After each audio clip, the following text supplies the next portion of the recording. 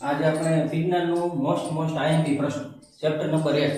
Chapter number 1 નું નામ છે રાસાયણિક પ્રક્રિયાઓ.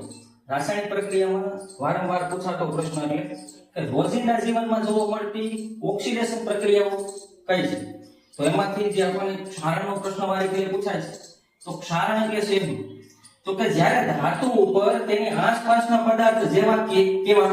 તો કે હવા છે, ભેજ છે, પાણી કે એસિડ આ વગેરેના હુમલાથી આ વગેરેના લીધે એનું ક્ષયન થાય છે. ક્ષયન થવું એટલે ખવાણ થવું, ખવાણ થવું એટલે કાટ લાગવું.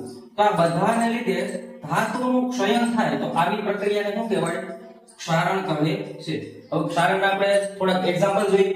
તો કે ચળકાટ ધરાવતી લોખંડની સપાટી ઉપર ચળકાટ ધરાવતી હોય એવી લોખંડની સપાટી ઉપર કથ્થાઈ રંગના ડાઘા પડે, કથ્થાઈ રંગના પડ જામી જાય.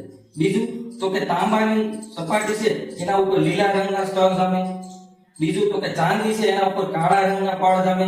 તો આ બધા છે એનું છે ક્ષારના ઉદાહરણ છે. હવે આપણે એવું કીધું છે આ તમામ ધાતુઓ કે જે ખાસ કરીને શેની બનેલી હોય? લોખંડની.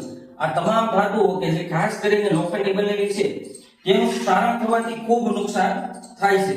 અને આ એક વૈશ્વિક અથવા ગંભીર સમસ્યા છે. તો એના વિશે આપણે ચર્ચા કરી કે ભાઈ લોખંડ છે એ મેજોરિટી આપણે આજુબાજુ જોવા મળતી બધી જ વસ્તુઓ છે એમાં મોટા પાયે ક્યાંક ને ક્યાંક લોખંડનો ઉપયોગ થયેલો હોય છે. તો લોખંડના કાટ લાગવાથી એનું ક્ષયન થાય અથવા એ ખરાબ થઈ જાય તો એની જગ્યાએ આપણે બીજી ધાતુ, બીજી લોખંડની વસ્તુઓ આપણે પાછી લેવી પડે.